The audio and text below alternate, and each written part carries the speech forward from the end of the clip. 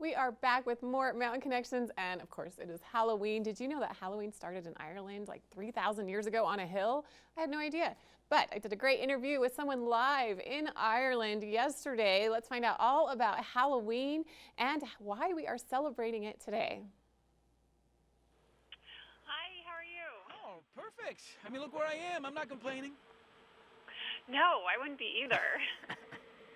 Well, I'm excited to be talking about how Halloween actually traces its origins to Ireland, to one remote hill, actually, where the first Halloween ceremony took place 3,000 years ago, and which is inspiring a brand new major festival today. So here with us is Travelzoo senior editor Gabe Saglie. He is live at the famous Trim Castle in Ireland with the first-hand behind-the-scenes look. So tell me about this festival. So, hey, listen, great to be with you. Happy Halloween. And this is, in fact, Trim Castle. If you saw the movie Braveheart, then you know this castle quite well. It features very prominently in the film. It dates back to 1174, one of the more famous castles in Ireland. 100,000 plus people visit it every year. It's open year-round. But this weekend it becomes the epicenter of what's now going to be called, from now on, Puka Festival. So this is the first year that the island of Ireland is launching this weekend event, this 3-day event called Puka Festival. Puka being the Celtic word for ghost. And it commemorates the fact that, wouldn't you know it, Halloween started here 3,000 years ago. I want to show you some video because I got to visit a place called the Hill of Ward. And this will be part of this weekend celebration as well, but through legend, through carbon dating of remains that have been found there, through archaeological digs, this has been determined to be the place where the very first Halloween celebration ceremony would have taken place 3,000 years ago. It's exactly 7 miles from where we're standing right now, in what's called the Boyne Valley here in County Meath.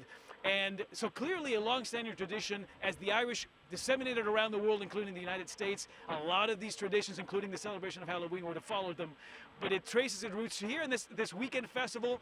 The Puka Festival aims to celebrate that and encourage people who love Halloween to come celebrate it here, where it all began. Well, and tell me more about the Hill of Ward and the story of Halloween's origins 3,000 years ago.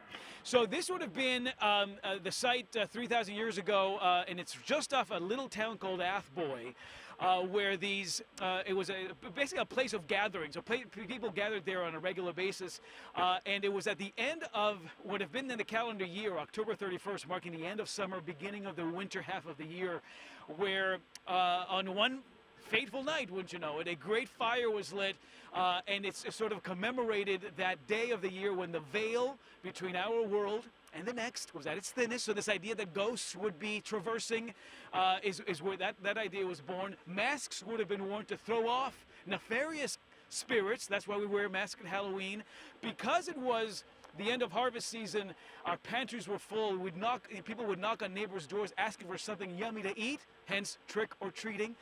So again, a lot of these traditions go back, again, 3,000 years ago, and now this festival is really bringing the spotlight back as a way to recognize those traditions and to leverage them, really, to encourage people to come out here during a great time of the year. I mean, fall is a fantastic time to come out here, Halloween or not, because the summer crowds are gone, the weather's still pretty nice, and it becomes just a much more affordable, accessible time to visit destinations like the Trim Castle and some of the great towns and villages across the Irish landscape.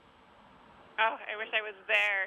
We talked about some of the traditions of Halloween. What about food? How does that play into Halloween's origins? So that's my favorite part of it, the fact that food plays such a big role here, because again, since it was sort of the end of the harvest season, this is when the bounty was at its biggest, and the way that people sort of communed with each other was by sharing what they'd harvested on their properties.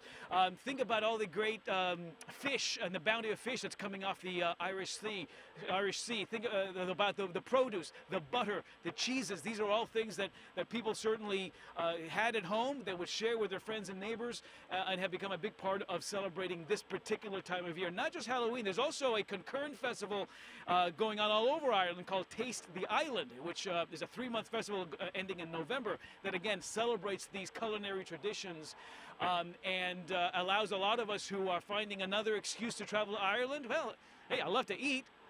I'll go there. Absolutely, yeah. So there. You're also hosting a Halloween Twitter party live from Ireland, correct? That's it. So we've got our Twitter party happening at 6 p.m. Eastern today, and at 7 p.m. Eastern on Halloween Day, Thursday, tomorrow, we're going to be live on Facebook as the procession that opens up the Spooka Festival comes down the streets of Trim. About 6,000 people expected here, and we'll be live on Travelzoo's Facebook page for that.